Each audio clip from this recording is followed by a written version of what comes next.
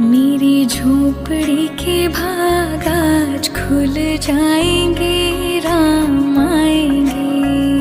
मेरी झोपड़ी के भाग आज खुल जाएंगे, राम आएंगे। राम आएंगे, आएंगे, राम आएंगे। राम आएंगे, आएंगे, राम आएंगे।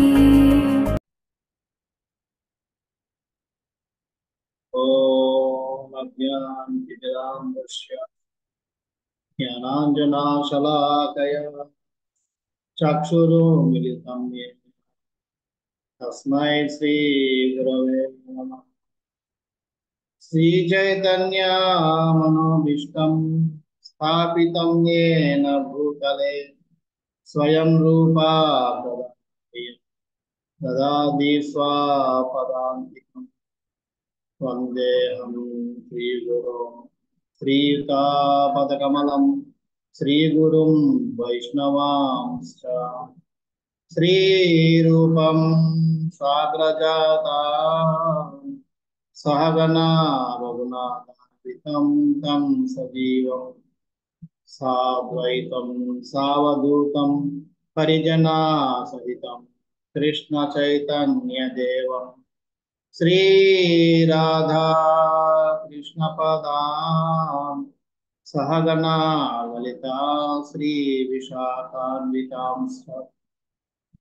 हे कृष्णा करुणा सिंधु दीनबंधो जगत्पते गोपेशा गोपिका राधा कांता नमोस्तुते। तप्त कांचना गौरांगी राधे वृंदावनेश्वरी वृषभानुसुते प्रणमामि हरिप्रिय। नमो विष्णुपदाय कृष्णप्रेष्ठाय भूतले श्रीमते भक्तिवेदांत स्वामिनिति नामिने। नमस्ते सरस्वते देवे गौरवाणी प्रचारिणे निर्विशेषा शून्यवाद पाश्चात्य देशतारिणे। वाञ्छाकल्पतरुभ्यश्च कृपा सिन्धुभ्य एव च पतितानां पावनेभ्यो वैष्णवेभ्यो नमो नमः। जय श्री कृष्ण चैतन्य प्रभु नित्यानंद श्री अद्वैत श्रीवासदि गौर। हरे कृष्णा कृष्णा कृष्णा हरे हरे, हरे राम राम हरे हरे। हरे कृष्ण। तो మనం నిన్నటి క్లాసులో విశ్వామిత్రుడు దశరథ మహారాజు యొక్క ఆస్థానానికి వచ్చి రావడం అన్నది మనం చర్చించాం. అక్కడ నుంచి ఏమైందంటే మనం ఇప్పుడు దాన్ని కంటిన్యూషన్ చేస్తాం.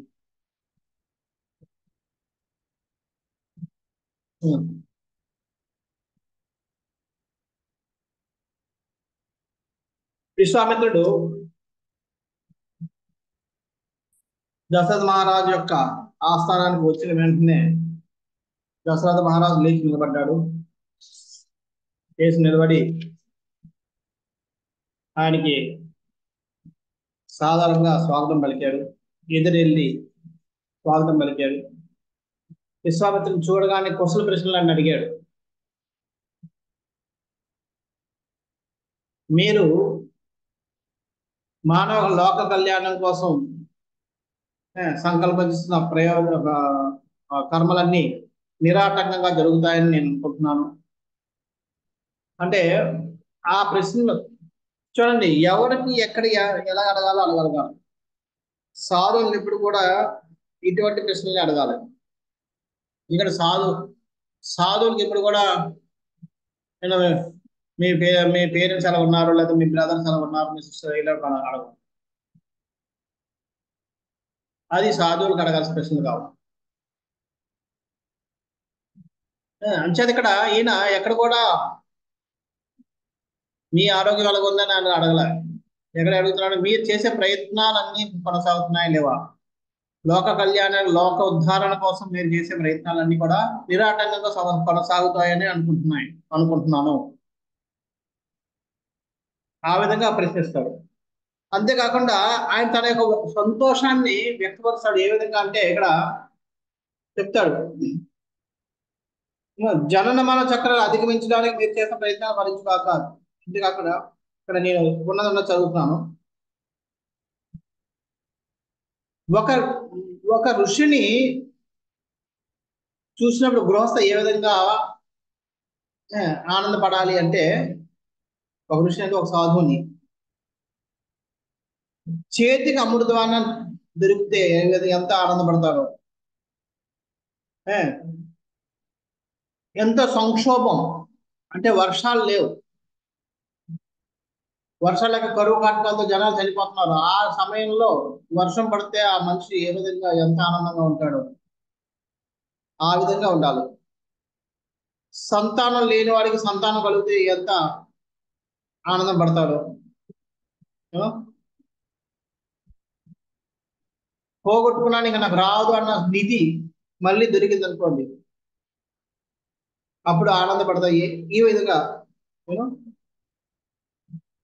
ఈ విధంగా ఒక గృహస్థ ఒక సాధువుని చూసినప్పుడు అంత ఆనందంతో ఆయన్ని స్వాగతం పలకాల.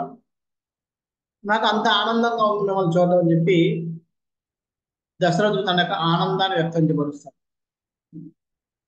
పరుస్తూ, మీలో వాటి వాళ్ళకి సేవ చేసుకోవడం ద్వారానే మా యొక్క జన్మ సార్థకం అవుతుంది. క్షత్రియులుగా మా యొక్క లక్ష్యం ఏమిటి? మీలాంటి సాధువులకి, బ్రాహ్మణులకి సేవ చేయడమే. మీ రాక కారణంగా మా వంశము, మాకు గృహము, మా సంతానము అందరూ కూడా ధన్యాదులైపోయారు. ఇలా రకరకాలుగా అన్ని పొగొట్టి చెప్తాడు. మీలాంటి వాళ్ళు సేవ చేసుకోవడానికి నేను ఉన్నాను కాబట్టి మీరు నిస్సంకోచంగా మీ యొక్క మీకేమైనా నేను సేవ చేయగలిగితే నన్ను ఎటువంటి నిస్సంకోచంగా నన్ను అడగండి అని చెప్పి అడుగుతాడు. ఇప్పుడు దానికి విశ్వామిత్రుడు చాలా ఆనందపడతాడు. ఆనందపడి, దశరథ, నీ మాటలు నాకు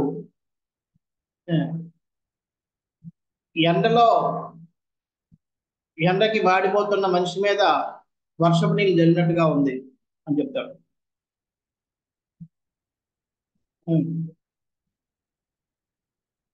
చెప్పి, నేను నీ దగ్గరికి ఒక అత్యవసర పరిస్థితిలో సహాయాన్ని కోరడం కోసం వచ్చాను అని అంటాడు.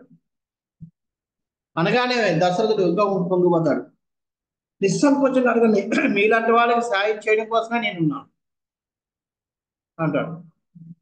అంటే అప్పుడు అంటాడు, అడిగింది ఇస్తావు కదా అంటాడు. బ్రాహ్మణులకు మాట ఇచ్చిన తర్వాత నా మాట జవదాకా మా వంశంలో లేదు అంటాడు. అయితే విను,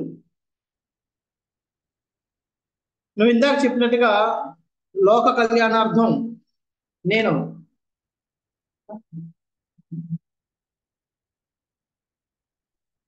యజ్ఞయాగాదుల్ని సంకల్పం చేశాను. కానీ ఆ దండకార్యంలో ఉన్న రాక్షసులు ఈ యజ్ఞం సఫలీకృతమయ్యే చివరి స్థాయికి వచ్చినప్పుడు దాని అంతటిని ధ్వంసం చేస్తున్నారు. వారి యొక్క మాయాజాలంతో రక్తము, మాంసం ముద్దలు, చీము, నెత్తుర్ని దాని నిండా వేసి ఆ యజ్ఞాన్ని కలుషితం చేస్తున్నారు. దాని కారణంగా నేను నా యజ్ఞాన్ని సంపూర్ణం చేయలేకపోతున్నాను. అంచేత ఆ యజ్ఞాన్ని సంరక్షించడం కోసం నేను నీ పుత్రుడైన రాముని పంపించాల్సిందిగా నేను కోరుకుంటున్నాను అంటాడు. అంతే, రాముని పంపించాల్సిందిగా అన్న ఒక్క మాట ఆయనకి గుండెలో బాణం గుచ్చుకున్నట్టుగా గుచ్చుకుంది. వెంటనే ఆయన కుప్పకూలిపోయి ఇలాగ ఇంతవరకు ఉత్సాహంగా ఉన్నవాడు ఒకసారి వెనక్కి జారిపోయాడు. జారిపోయి రామున్నా అంటాడు. ఆ రాముణ్ణే పంపించమని అడుగుతున్నాను. రాముడు ఆ రాక్షసుల్ని చంపగలడని నమ్మకం నాకు ఉంది, అంతే పంపించండి అంటాడు. అంటే ఇప్పుడు దశరథ అంటే అంటాడు, ఓ ఋషివర్య, రాముడు పసికందు, ఇంకా ఆయన 16 ఏళ్ళ వయసు కూడా రాలేదు.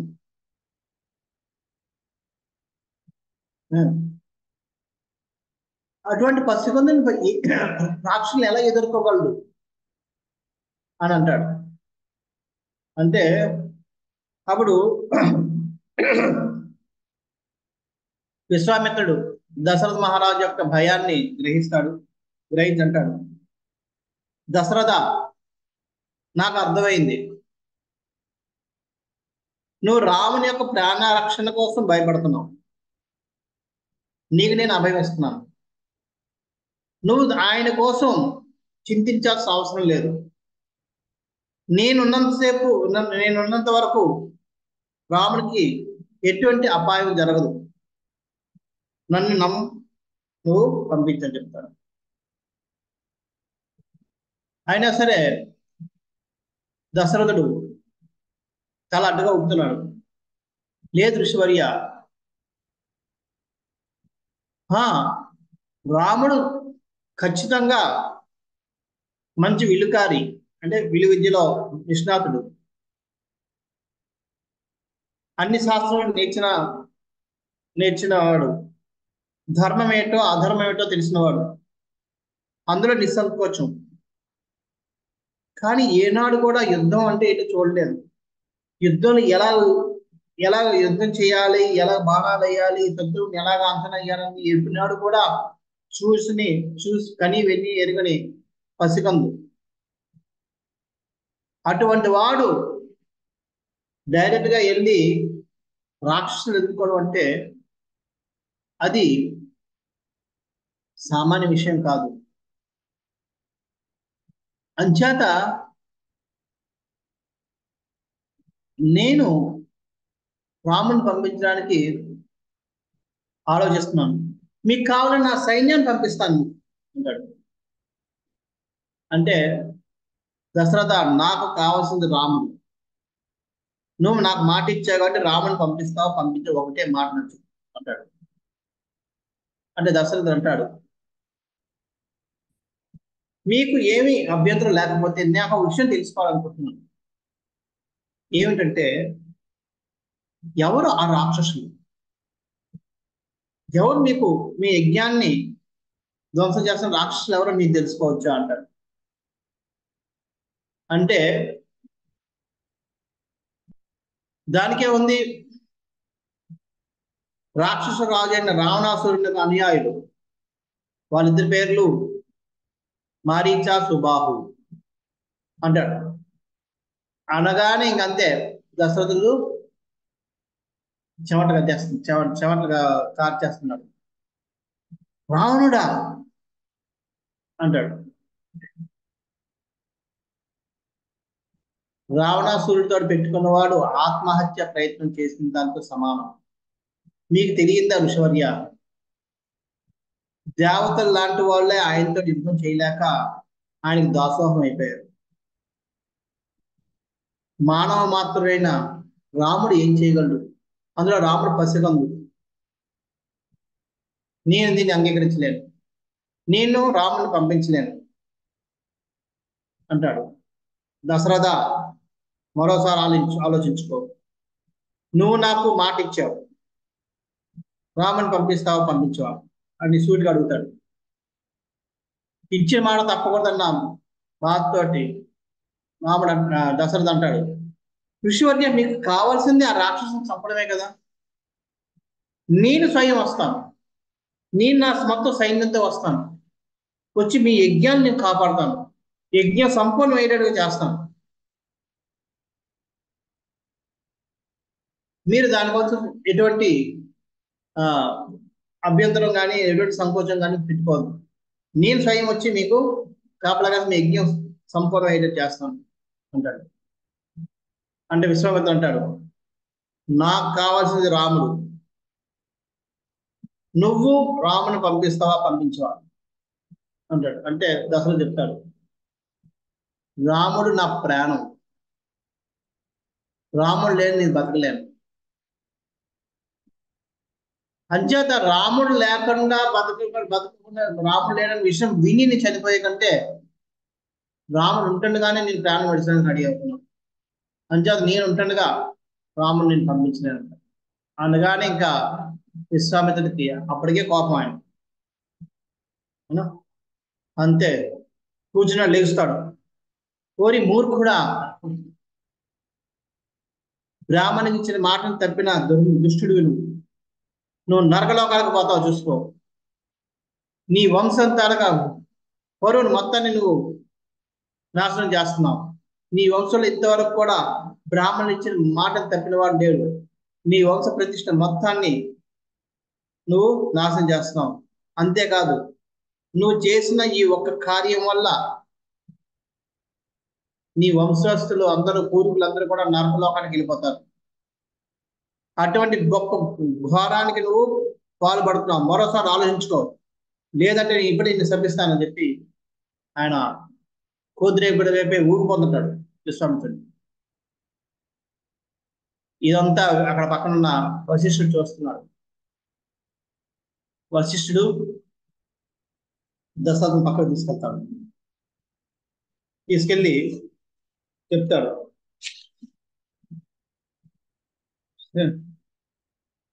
దశరథ, నువ్వు నా ఉద్దేశం ప్రకారం నువ్వు రాముని పంపించడంలో ఎటువంటి సంకోచం పెట్టుకోవద్దు.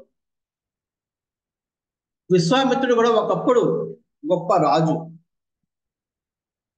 ఆయన దగ్గర ఎన్నో దివ్యాస్త్రాలు ఉన్నాయి. ఆయన కూడా ఎంతో యుద్ధ శాస్త్రంలో నిపుణుడు. హస్తశస్త్రాలు వదలడంలో చాలా నేర్పరి. ఆయన కావాలంటే ఆ రాక్షసుని తన్నే సంహరించగలరు. ఆ విషయాన్ని విశ్వామిత్రుడు కూడా చెప్తాడు దశరథుడికి. దశరథ, నేను వాటిని చంపగలను, కానీ యజ్ఞ నియమం ఒక ప్రకారం ఏంటంటే నేను క్రోధాన్ని వ్యక్తపరచకూడదు. అందుకని నేను ఆ రాక్షసులతోటి యుద్ధానికి దిగడం లేదు. అంచేత నేను నీ పుత్రుని అడుగుతున్నాను. అది కూడా చెప్తాడు విశ్వామిత్రుడు చెప్తాడు. ఇప్పుడు వశిష్ఠుడు కూడా మళ్ళీ అదే చెప్తున్నాడు. ఆయన సంహరించగల సామర్థ్యం ఉంది. నువ్వు సంకోచించొద్దు, పంపించు. రాముడికి ఎటువంటి అపకారం ఉండదు అంటాడు. తన స్వగురువు చెప్తున్నాడు, మనసు కాదంటుంది, కానీ గురువు అబద్ధం చెప్పడు. అందులో వశిష్ఠుడు లాంటి మహాత్ముల యొక్క వచనాలు అసత్యం అవ్వవు. అవే వచనాలని విశ్వామిత్రుడు కూడా అదే భరోసా ఇస్తున్నాడు, నా ప్రాణం ఉంటుండగా నీకు రాముడికి ఏమవుతుందని చెప్పి. ఒక పక్క ఋషుల యొక్క వచనం, ఇంకో పక్క మనసు యొక్క కోరిక. ఆయన తడబడుతున్నాడు, ఏం చేయాలి? ఫైనల్ గా ఆయన ఋషుల యొక్క మాటకే విలువనిచ్చి రాముని పంపిస్తాడు. అంచేత మన జీవితంలో చాలాసార్లు ఇటువంటి సంకోచ పరిస్థితులు వస్తుంటాయి. ఒక పక్క మనకు నచ్చిన సేవ ఉండదు, నచ్చని సేవ జరుగుతుంది. కానీ అధికారులు ఆ సేవ చేయాలన్న అధికారులు అయితే అధికారులు, లేదంటే మన గురువులు, శిక్ష గురువులో, దీక్ష గురువులో వాళ్ళు అటువంటి సేవ చేయమని కోరుకుంటుంటారు. మనం ఆ రెండు చేయగలిగే కెపాసిటీ ఉంది మన సిద్ధములు. మనం మనకు నచ్చినా నచ్చకపోయినా మన యొక్క అధికారుల్ని మనం అనుసరించడమే ఉత్తమం. మన యొక్క గురువు యొక్క వాక్యాన్ని శిరసావహించడమే మనకు ముఖ్యం. అంచేత ఇక్కడ దశరథుడికి స్వయాన ఏ మాత్రం 1% కూడా రాముణ్ణి విశ్వామిత్రుడితో పంపించాలన్న కోరిక ఏ మాత్రం లేదు. కానీ సాధువుల యొక్క మాటలు విలువించి తనకి ఇష్టం లేకపోయినా తన ఇష్టాలను పక్కన పెట్టి వాళ్ళ మాటల మీద నమ్మకం పెట్టి రాముణ్ణి విశ్వామిత్రుడితో పాటు పంపిస్తాం. విశ్వామిత్రుడు ఎదురు చూస్తున్నాడు. అంటే దశరథుడు నెమ్మదిగా వచ్చాడు. తల దించుకుంటూ మౌనంగా వస్తాడు. విశ్వామిత్రుడికి ఏం అర్థం అవడం లేదు. ఈ తల దించుకుని మౌనంకి అర్థం ఏంటి? సమ్మతమనా లేకపోతే ఎలా తిరస్కరించాలని ఆలోచిస్తున్నాడా అని అనుకుంటుంటాడు. వచ్చి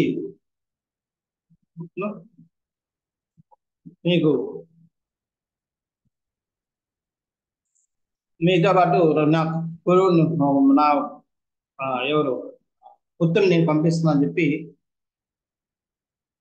దశరథుడు అంగీకరిస్తాడు. వెంటనే విశ్వామిత్రుడు ఎంతో ఆనందించి రామలక్ష్మణుని ఇద్దరిని తీసుకుని వెళ్తుంటాడు. ముందుగా విశ్వామిత్రుడు నడుస్తుంటాడు, వెనకాతల రాముడు వెనకాతల లక్ష్మణుడు, ముగ్గురు ఈ విధంగా నడుస్తూ వెళ్తున్నారు. నడుస్తూ అయోధ్య నగరానికి బయటికి బొలిమార్లకు వెళ్ళగానే సరియు నది వస్తుంది. ఆ సరియు నదిలో తటం మీద వాళ్ళు ఆ రోజు రాత్రికి బస చేయాలన్న సంకల్పం చేస్తారు. చేస్తూ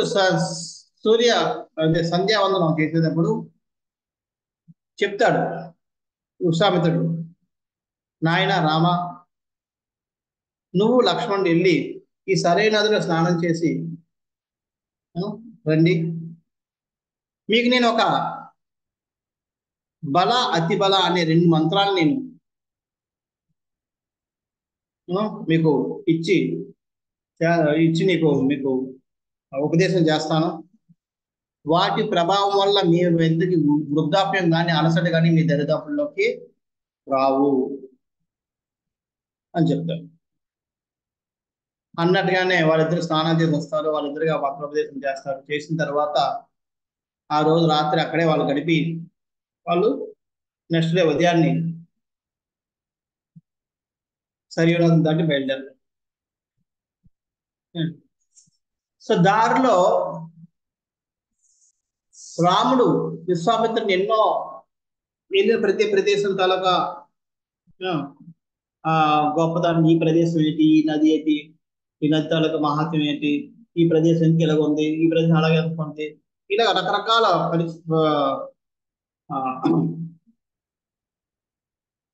రకరకాల ప్రశ్నలు అడుగుతుంటాడు. విశ్వామిత్రుడు అన్నిటికీ ఓపికగా వివరణ ఇస్తూ చెప్తూ ఉంటాడు. ఆ స్టోరీలు చాలా ఉన్నాయి. మనం అన్ని స్టోరీల్లోకి వెళ్దాం, ఎందుకంటే మనది రామాయణం కాబట్టి ఆ స్టోరీలోకి వెళ్దాం. ఏవైతే కనెక్టెడో అవి మనం చర్చిస్తాం. అలాగే ఒక చోటుకి వెళ్ళేటప్పటికి అక్కడ చూడ్డానికి ఎంతో అందంగా దట్టంగా హరితవర్ణంలో నిండిపోయిన అరణ్యం కనబడుతుంది. కానీ ఒక్క జీవి కూడా ఆ అరణ్యంలో నివసించలేదు. ఒక పక్షి కానీ, ఒక జంతువు కానీ, ఒక మనిషి కానీ, ఒక పశువు కానీ ఏమీ లేవు దాంట్లో. కానీ చూడడానికి ఎంతో సస్యశ్యామలంగా ఉంది అరణ్యం అంతా. సో ఇటువంటివి ఎవరైనా ఆకర్షిస్తాయి. ఇవి ఎండిపోయి అక్కడ జంతువులు గట్ట లేవంటే అది వేరే విషయం. అంత సస్యశ్యామలంగా ఉండి ఎవరు లేదంటే ఎందుకు ఇలాగా అన్నది ప్రశ్న అందరికీ వస్తుంది. అదే ప్రశ్న రాముడు కూడా విశ్వామిత్రుడు చేస్తాడు. విశ్వామిత్రుడు దానికోసం చెప్పడం మొదలు పెడతాడు. ఏమి లేదు, ఇక్కడ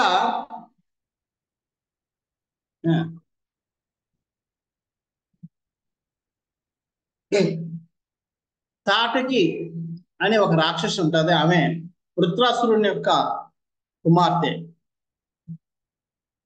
ఆమె భార్యని పడలేక ఆమెకు వేదనలు పడలేక ఇక్కడ జీవులన్నీ కూడా ఈ వనాన్ని వదిలి పారిపోయాయి, ఈ అరణ్యాన్ని వదిలి పారిపోయాయి. మనుషులు పారిపోయారు, జీవులు పారిపోయారు, అందరూ పారిపోయారు అని చెప్తాడు. అందుకనే నేను ఇక్కడికి తీసుకొచ్చాను. ఆ తాటకని వధించి ఈ అరణ్యాన్ని నువ్వు యూనో అరణ్యానికి మోక్షాన్ని కలిగించు అని చెప్తాడు. అంటే అప్పుడు రాముడు అడుగుతాడు, ఎందుకు ఈ అరణ్యం ఇంత సస్యశ్యామలంగా ఉందని? మిగతా ఆట కంటే ఇది ఆ, మిగతా అరణ్యాల కంటే ఇది చాలా ఆ సస్యశ్యామలుగా, చాలా సంపదలతో నిండి ఉన్న అరణ్యం. ఎందుకు ఇది, దీనికి ఇంత విశిష్టత ఎందుకు వచ్చింది, ఇంత వైభవం ఎలాగొచ్చింది అని చెప్పి అడుగుతాడు. అడుగుతూ దానికి చెప్తాడు, ఒక సుకేతుడనే ఒక యక్షుడు ఉండేవాడు. ఆయన బ్రహ్మదేవుని అనుగ్రహం కోసం తపస్సు చేసి బ్రహ్మదేవుని అనుగ్రహంతో ఒక మంచి పుత్రుడు కావాలని కోరుకుంటాడు.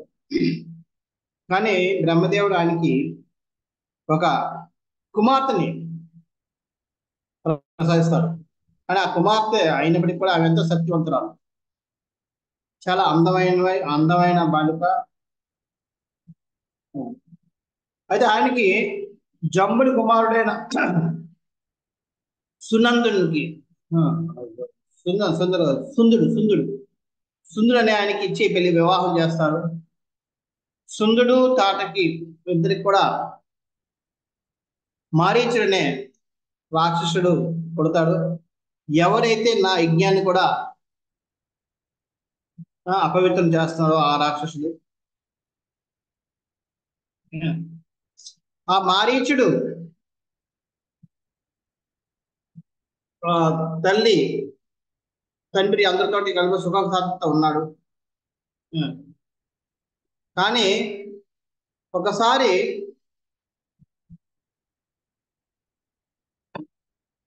అగస్త్య ఋషిని ఆ ఋషికి అపరాధం చేయడం వల్ల అగస్త్య ఋషిని శపించి ఆ సుందుడిని చంపేస్తాడు. ఆ అగస్త్య యొక్క శాపం వల్ల, ఎందుకు కారణం వల్ల అగస్త్య ఋషి శపిస్తే ఆ శాపానికి ఆయన చనిపోతాడు.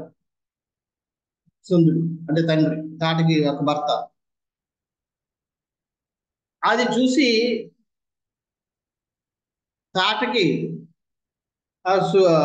మారీచుడు ఇద్దరు కూడా అగస్త్య ఋషిని చంపి భక్షించాలని చెప్పి వస్తుంటారు. అది చూసి అది గ్రహించి అగస్త్య ఋషి వాళ్ళిద్దరు కూడా చంపిస్తారు. మీరిద్దరు బ్రహ్మరాక్షసులు అయిపోలేదు.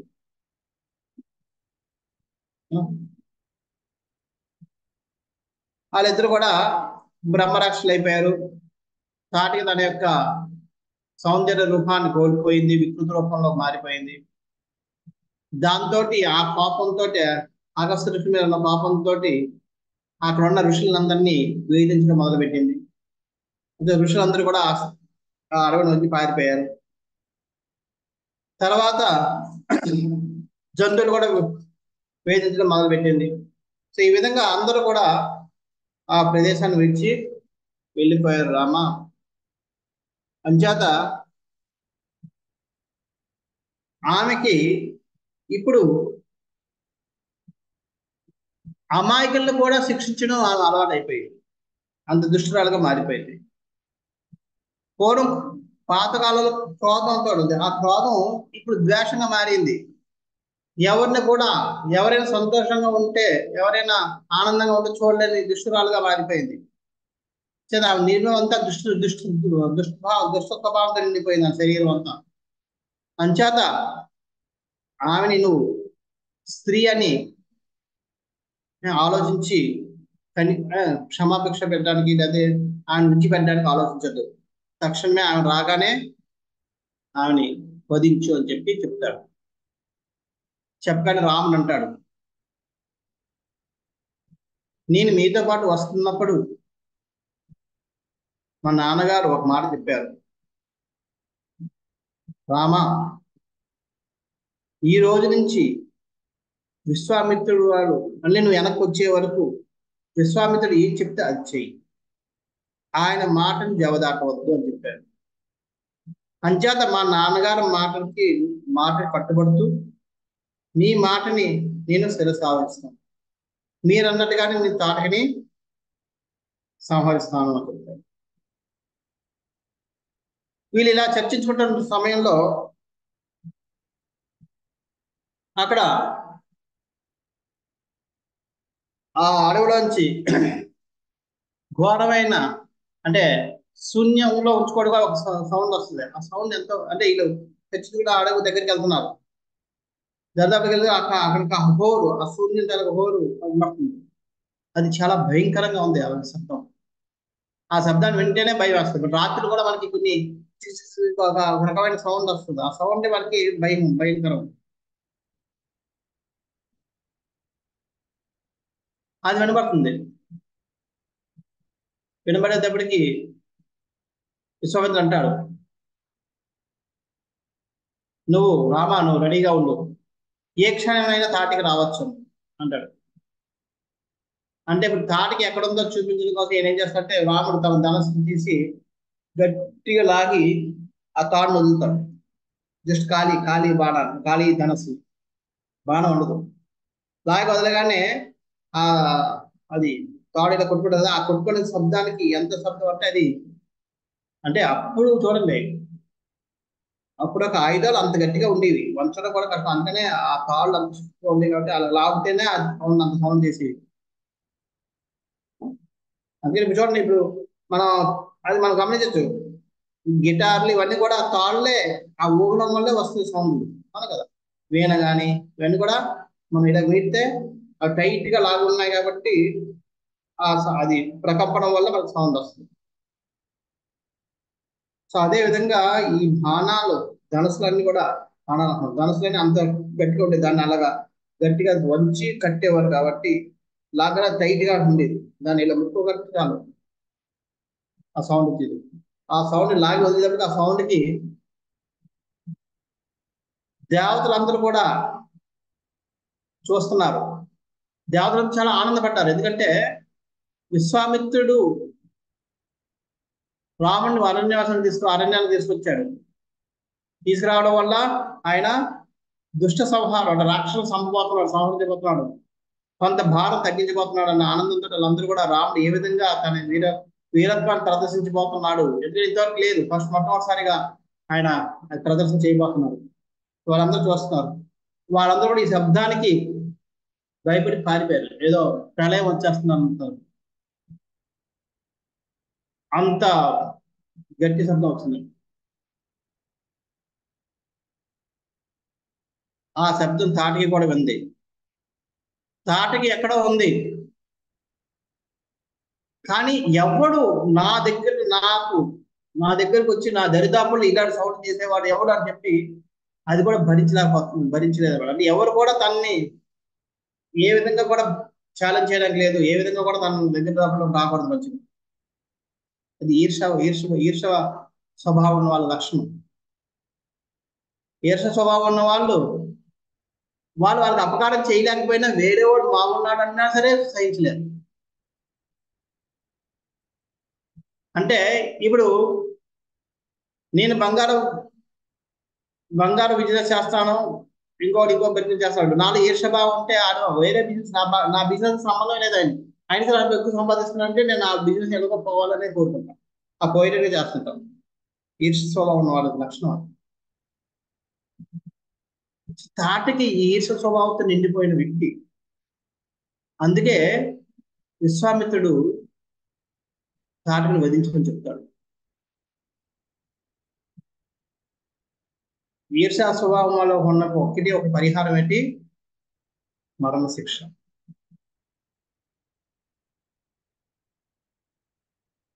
విశ్వామిత్ర అది ఆ శబ్దం విని అది అసలు ఆ శబ్దం ఆమెను ఛాలెంజ్ చేస్తూ ఆ శబ్దం చేశాడా, దేనికోసం చేశాడు కూడా తెలియదు.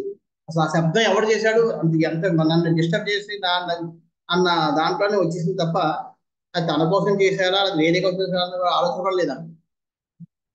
అది ఈర్ష్య స్వభావం అన్న ఒక వ్యక్తి.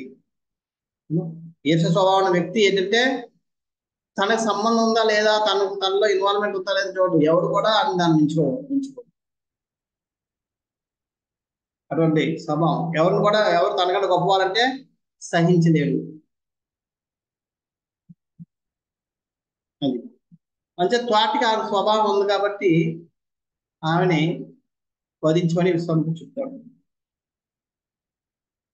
అంతే పరిగెట్టుకుంటూ వస్తుంది. ఎలాగొస్తుంది ఆమె దానికి రావడం, ఎలాగొస్తుంది ఒక పెద్ద తుఫాన్ లాగా వస్తుంది. రావడం పెద్ద గాలి వస్తూ దుమ్ము ధూళి లేపి వాళ్ళిద్దరిని కూడా అందులు చేసి పెడిసింది, రాముడిని లక్ష్మణుని. విశ్వామిత్రుడికి ముందే ఆయన తల మాయాజాలం తెలుసు కాబట్టి ఆయన పద్ధతి నిలదొక్కుకోవడం. వీళ్ళిద్దరు ఫస్ట్ సారి మొట్టమొదటిసారి వీళ్ళు చేసుకోవడం. కొంతసేపు వాళ్ళు తేరుకున్నారు.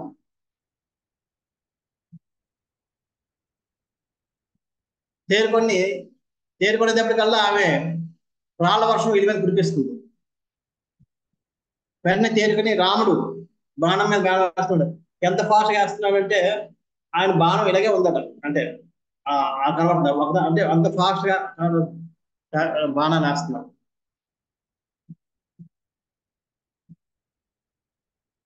వేసి ఆమె చేసిన ప్రతి రాయిని కూడా పిండి చేస్తాడు. చేయడానికి ముందు రాముడు లక్ష్మణ్ అంటాడు, లక్ష్మణ చూడు, ఈమెని చంపమని ఆజ్ఞ ఉన్నప్పుడు కూడా నేను చంపదలుచుకోలేదు. ఎందుకంటే ఒక స్త్రీని చంపాల్సిన అవసరం లేదు. ఈమె అపాయం, ఎందుకంటే ఈమె తన శక్తి చేతులు కాళ్ళ ద్వారా ఉంది కాబట్టి నేను చేతులు కాళ్ళని నరికి ముక్కుని చెవులు కోసుకొని చేస్తే ఆ వల్ల ఇంకా ఎవరికి ఎటువంటి అపాయం రాదు.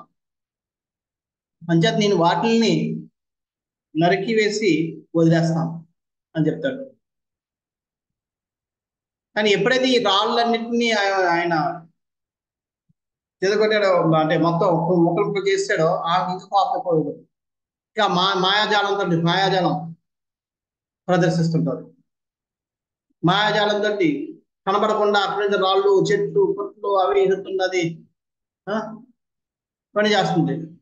రాముడు అటు చూస్తున్నాడు, అటు చూసేటప్పటికి మళ్ళీ మాయమైపోతుంది, ఇది కనబడుతుంది, ఇది మాయమైపోతుంది. మాయాజాలంతో చేస్తుంటే రాముడు అప్పటికి ఆమె తీసి గాయపరుస్తూనే ఉన్నాడు. ఆ మాయమయ్యేలోపు రాముడు బాణం కొడుతున్నాడు. ఇక ఆమె తాటకి ఇక వీళ్ళిద్దరి మీదకి చాలా ఫోర్స్ గా పరిగెట్టుకుని వస్తుంది. తన పెద్ద రాయిని చేసుకుని వేసాడు. రాముడు చూశాడు, ఇంక లాభం లేదని చెప్పి తన బాణంతో 2 చేతుల్ని నరికేశాడు.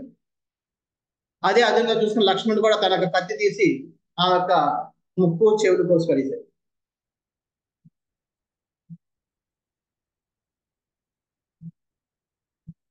రాముడు అనుకున్నట్టుగా ఆమె శాంతించలేదు, ఇంకా పెట్టరైపోయింది. ఇంకా ఆమెకు తన యొక్క మాయాజాలాన్ని చేసి మళ్ళీ శిలావర్షాన్ని కురిపిస్తుంది. అంటే శిలావర్షం అంటే రాళ్ళు కురిపిస్తుంది. ఇలా యుద్ధం జరుగుతుంది. ఈ లోపల సాయంత్రం అవుతుంది.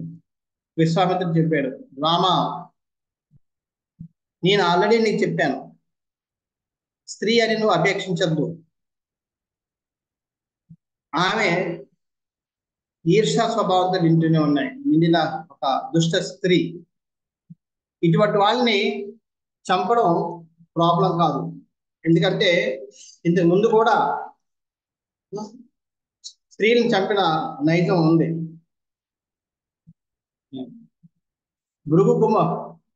భృగుముని యొక్క పుత్రిక ఇంద్రుని చంపడానికి వచ్చినప్పుడు విష్ణుమూర్తి ఆమెని సంహరించాడు.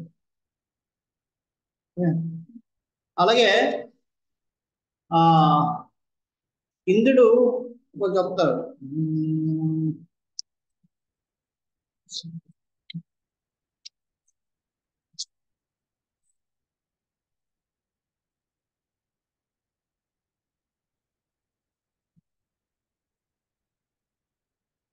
విరోచనుడు అనే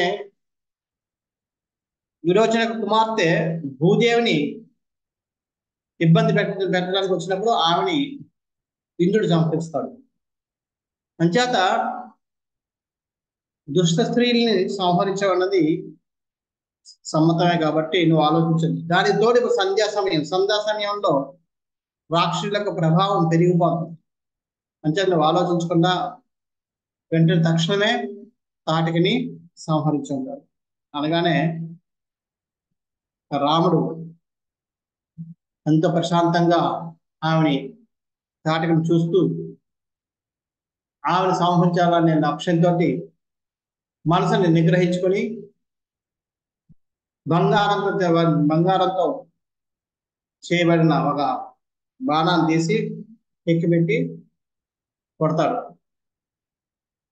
అప్పటికి ఆమె పెద్ద రాయి పట్టుకొని రాబోతుంది.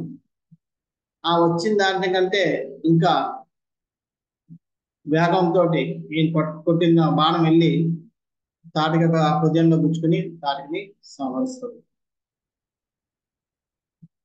ఆ విధంగా తాటిక సంహారం జరుగుతుంది. జరిగిన వెంటనే దేవతలందరూ కూడా ఆనందాలతో కేకలేసి బాజాలు భజంత్రీలన్నీ కొడతారు. పూల వర్షం కురిపిస్తారు రాముని మీద. విశ్వామిత్రుడు కూడా చాలా ఆనందిస్తాడు రాముడి యొక్క పరాక్రమాలను చూసి. అప్పుడు దేవతలందరూ కూడా సీక్రెట్ గా వచ్చి విశ్వామిత్రుడు చెప్తాడు, ఓ ఋషివర్య, మీరు దయచేసి రాముడికి ఇంకా అస్త్ర విద్యలన్నింటినీ నేర్పండి. ఎందుకంటే రాముడు మా కోసం చేయాల్సిన ఇంకా ఎన్నో ఘనకార్యాలు ఉన్నాయి. ఆ ఘనకార్యాలకి మద్దతుగా మీకు తెలిసిన ఆ దివ్య అస్త్రాల సాహనం, ఆ జ్ఞానాన్ని అంతటిని రాముడికి ప్రసాదించి రాముడికి ఆ అస్త్రాలు పొందేటట్టుగా చేయని చెప్తాడు అని చెప్పేసి వెళ్ళిపోతారు. దేవతలకు ఆజ్ఞానుసారం విశ్వామిత్రుడు రామలక్ష్మణుని ఇద్దరిని కూర్చోబెట్టి తనకు తెలిసిన అస్త్రాలన్నింటినీ ఆయన అస్త్ర జ్ఞానం అంతా ఇస్తాడు. ఆ అస్త్రాలన్నీ కూడా రాముడి ముందు వచ్చి నిలబడతాయి. నిలబడితే రాముడు వచ్చి చేతులు నమస్కరిస్తూ అడుగుతారు, మీ ఆజ్ఞ, మీకు ఏ విధంగా మేము సేవ చేయగలం అని అడుగుతారు ఆ అస్త్రాలను. అంటే అప్పుడు రాముడు అంటాడు, మీరు మీ యథా ఇచ్ఛానుసారం, అంటే మీ ఇచ్ఛానుసారం ఎక్కడికి వెళ్ళాలి అక్కడికి వెళ్ళండి, కానీ నేను స్మరించినప్పుడు మీరు వచ్చి నా ముందు ప్రదక్షిణ అలాగే అని చెప్పి అందరూ నమస్కరించి వెళ్ళిపోతారు.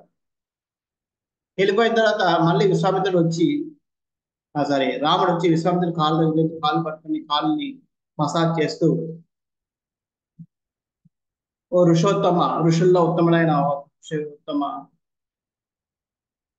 మీరు నాకు ఇటువంటి దివ్య అస్త్రాలు ప్రసాదించినందుకు చాలా ధన్యుడిని.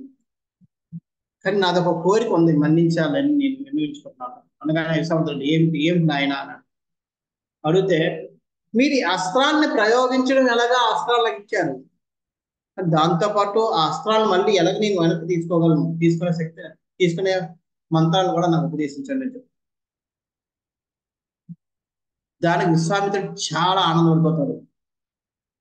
ఎందుకంటే చాలా మంది ప్రయోగించడం వరకే ఆలోచిస్తారు తప్ప దాన్ని మళ్ళీ వెనక్కి తీసుకోవాలని ఎప్పుడు ఆలోచించరు.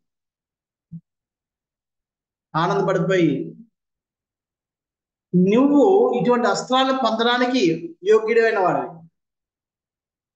నీకు ఇప్పుడు నేను ఇచ్చినవే కాదు ఇంకా అస్త్రాలు ఇస్తానని చెప్పి ఆయన పెద్ద లిస్ట్ ఉంటుంది మా వాల్మీకి రామాయణంలో. అంత పెద్ద లిస్ట్ కనీసం 30 పేర్లు ఉంటాయి. ఆ మొత్తం అస్త్రాలన్నింటినీ ఆయన ప్రసాదిస్తారు. ఆ విధంగా రామలక్ష్మణులు ఇద్దరు కూడా దివ్యాస్త్రాలతోటి వారి యొక్క యుద్ధ బలాన్ని పెంచుకున్నారు. రాత్రికి అక్కడే బస చేశారు. బస చేసిన తర్వాత నెక్స్ట్ డే ఉదయాన్నే తెలిసి మా మన ఎవరు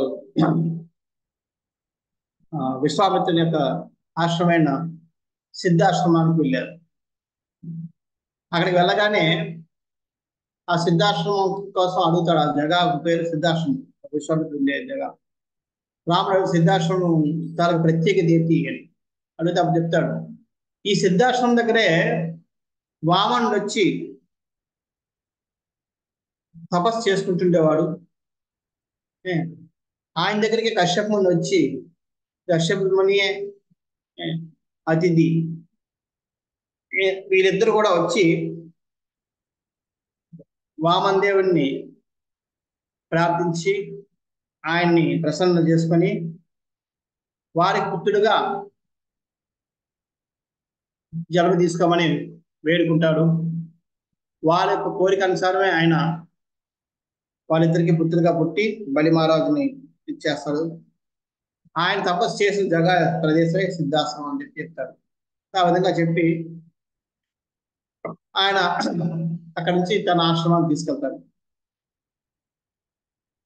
తన ఆశ్రమానికి వెళ్ళగానే అక్కడ అందరూ విశ్వామిత్ర శిష్యులందరూ వచ్చి రామలక్ష్మణుడికి ఎంతో ఘనంగా స్వాగతం పలుకుతారు. రామలక్ష్మణుడు ఇద్దరికి బస ఏర్పాటు చేస్తారు.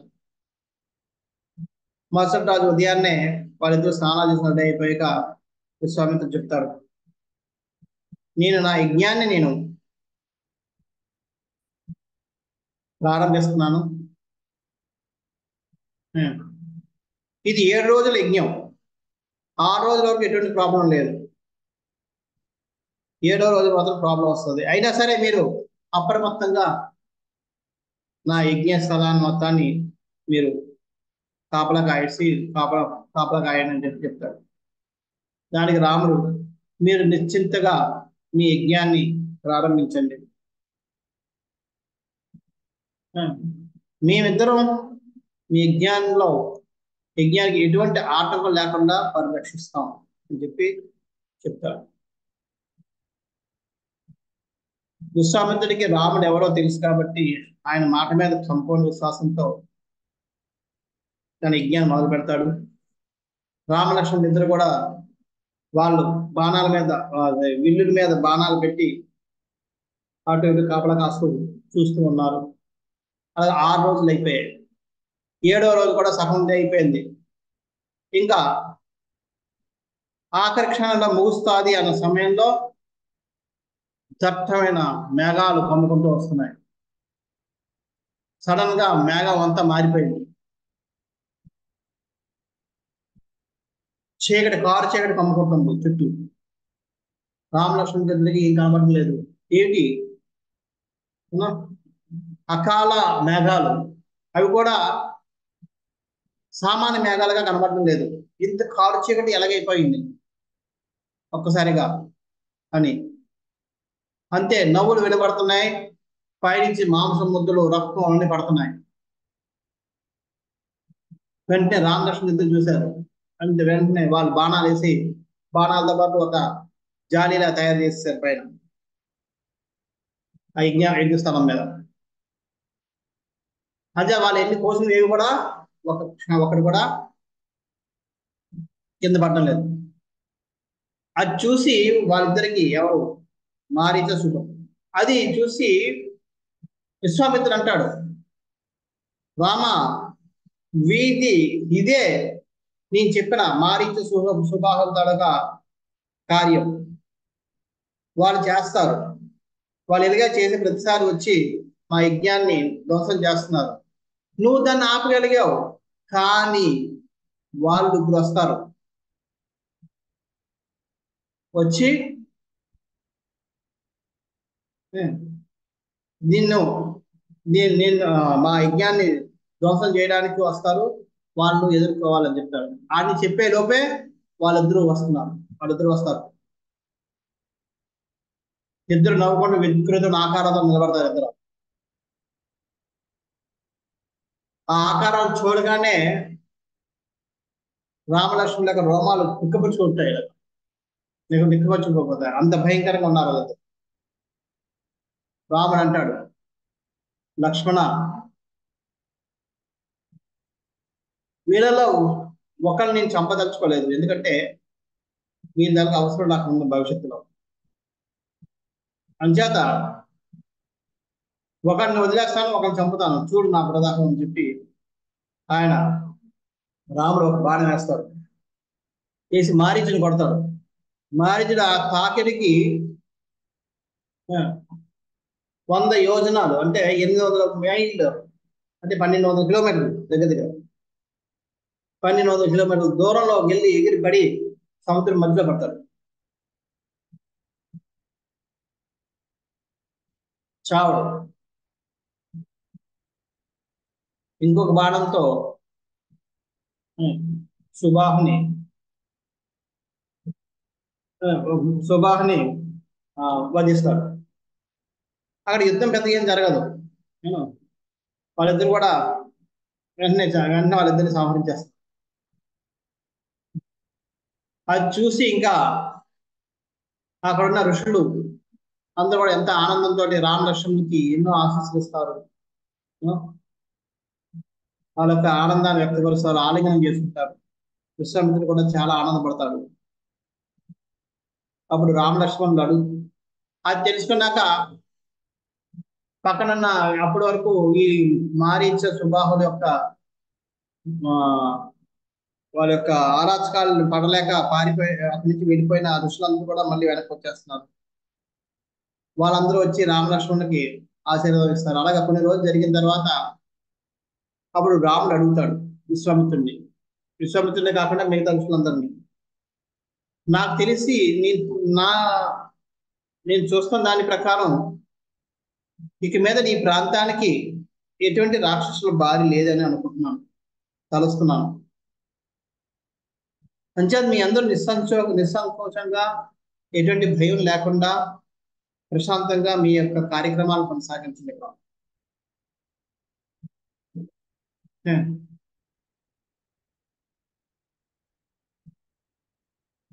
కొనసాగించండి. ఇలా కాకుండా ఇంకా మేము ఏమైనా చేయగలమా, మీకేమైనా సాయం మా నుంచి ఏమైనా అర్థిస్తున్నారా అని నమస్కరిస్తూ ఎంతో వినయంగా అడుగుతాడు. దానికి బ్రాహ్మణులందరూ కూడా, ఓ రామ, మేము రేపు ఉదయాన్నే ఇక్కడి నుంచి బయలుదేరి మిథిలా నగరానికి వెళ్తున్నాం. మీ గురువు గారైన విశ్వామిత్రుడు కూడా వస్తున్నారు. మీకు అభ్యంతరం లేకపోతే మేము కోరుకునేది ఏంటంటే మీరు కూడా మాతో పాటు మిథిలా నగరానికి వస్తే మంచిది, ఎంత ఆనందిస్తాము, మా కోరిక అదే అంటారు. వాళ్ళ కోరిక మన్నించి రాముడు లక్ష్మణుడు ఇద్దరు కూడా వాళ్ళతో పాటు మిథిలా నగరానికి వెళ్ళడానికి సంకల్పం చేస్తారు. విశ్వామిత్రుడు కూడా దానికే సమ్మతిస్తారు. సో ఆ విధంగా వాళ్ళిద్దరు కూడా మిథిలా నగరానికి వెళ్ళడానికి అక్కడ రాత్రి అక్కడ ఉండిపోతారు. ఉండి నెక్స్ట్ డే మరుసటి రోజునే వాళ్ళు ప్రయాణం మొదలుపెట్టారు. ఆ ప్రయాణంలో సోనా నది తీరాన్ని దాటుతారు. అక్కడికి వచ్చేటప్పటికి ఆ ప్రదేశం తాలూకా గొప్పతనం ఏమిటి అని చెప్పి అడుగుతాడు. తన యొక్క చాలా కథ చెప్తాడు. అది విశ్వామిత్రుడు యొక్క కథ. విశ్వామిత్రుడు ఏ విధంగా పుట్టాడు అని, గంగాదేవి రావడం, చాలా అవన్నీ అంటే చెప్తాడు. అక్కడ రాత్రి అయిన తర్వాత మళ్ళీ వెళ్ళిన తర్వాత గంగానదిని దాటిపోతుంటే గంగానది తీరంలో గంగానదిని కూడా దానికోసం కూడా అడిగితే గంగానది స్టోరీని చెప్తాడు విశ్వామిత్రుడు రాముడికి. ఈ విధంగా వాళ్ళు అన్నిటిని దాటుకుంటూ ఆఖరికి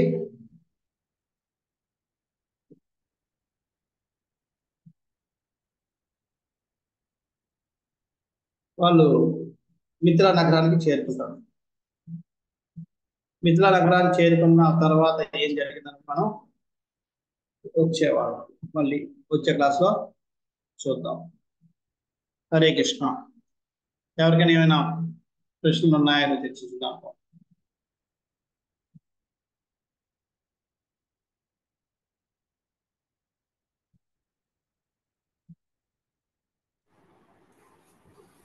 హరే కృష్ణ ప్రభు, ధన్యవాద ప్రణామాలు ప్రభు. అవును. ప్రభు ఇప్పుడు శస్త్రాలు ప్రయోగించేటప్పుడు అవి మంత్రాలు చదివితే వెళ్తాయి కదా ప్రభు, ఎదుటి వాళ్ళని శిక్షించడానికి. అప్పుడు అవి అక్కడే ఉండిపోతాయి ప్రభు. మళ్ళీ వెనక్కి రావడానికి రాముడు ఎందుకు అడుగుతాడు ప్రభు? అవి వెనక్కి రావా? వెనక్కి రావడం అన్నది కాదు, అలా విధంగా అనగాను. అవి అక్కడ జయిస్తే మళ్ళీ వెనక్కి వచ్చేస్తాయి.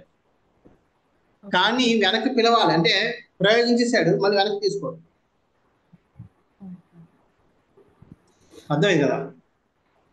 అది శత్రువుని జయించేసినప్పుడు వాటంతట అవి వెనక్కి వచ్చేస్తాయి. అది వస్తాయి, కానీ జయించుకున్నప్పుడు వాళ్ళు ఇప్పుడు మీ కోపం ఏదో వదిలేశాడు, ఇప్పుడు ఏమనుకున్నాడు, శత్రువు వచ్చి శరణ్ వేడుకున్నాడు అనుకోండి, అప్పుడు చంపడానికి లేదు కదా, దాన్ని ఆపాలి కదా అప్పుడు. అవును. అది దాన్ని ఆ విధంగా వెనక్కి పిలవడు. ఓకే, అప్పుడు ఈ మంత్రాలు ఉపయోగించి వాటిని దాన్ని ఆపడానికి కూడా. అదే అశ్వత్థామ కూడా, అందుకే అశ్వత్థామ కూడా బ్రహ్మాస్త్రం ప్రయోగిస్తాడు, కానీ దాన్ని ఎలా ఆపాలో తెలియదు. ఆ విద్య అర్జునుడి దగ్గర ఉంది. అందుకని అర్జునుడికే చెప్తాడు, నువ్వు 2 అస్త్రాలు నువ్వే తొలగించని చెప్పి కృష్ణ సలహా ఇస్తాడు. భాగవతంలో వస్తుంది, మీకు గుర్తుందో లేదు. సో అది ఆ విధంగా ఉపసంహరించుకునే ఇది అనమాట. ప్రయోగించేసాము, దాన్ని ఉపసంహరించుకోవాలి. ఇప్పుడు ఆ ఉపసంహరించుకునే మంత్రాలు. అర్థమైంది. హరే కృష్ణ. హరే కృష్ణ. ప్రభు, అస్త్రము అంటే ఏంటి, శస్త్రం అంటే ఏంటి ప్రభు? అస్త్రం అంటే విసిరేది, శస్త్రం అంటే వాడేది. అంటే 2 మంత్రోచ్చారణతోనే వాడేవా? అంటే ఎలాగంటే చూడు, బాణం వెళ్తాం, అది గాల్లో వెళ్తాం, అది అస్త్రం అనమాట. అవును ప్రభు. ఖడ్గం అది శస్త్రం, అంటే బలంతో కూర్చేది. అది మనం విసరం. బల్యంతో ఇలా పొడిసామనుకోండి, అది శస్త్రం కింద వాడినట్టు. అదే బల్యాన్ని మనం విసిరి చంపామనుకోండి, అది అస్త్రం కింద వాడినట్టు. అంటే అది 2 రకాలుగా ఉపయోగపడుతుంది, అస్త్రంగాను శస్త్రంగాను. అంటే ఉపయోగించాలి అంటే గాల్లో ఎగురుతూ వెళ్ళేవన్నీ కూడా అస్త్రాలు. ఓకే, అర్థమైంది. శస్త్రం అంటే చేతితో పట్టుకుని వాడేవన్నీ అంటే శస్త్రాలు.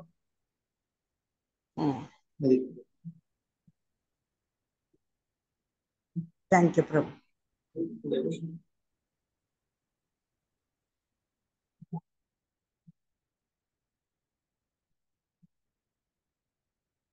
హరే కృష్ణ. శ్రీల ప్రభుపాద की जय, श्री रामचंद्र भगवान की जय. वांछा कल्पतरुभ्यश्च कृपा सिन्धुभ्यैव च पतितानां पावनेभ्यो वैष्णवेभ्यो नमः. अनंत कोटि वैष्णववृंद की जय.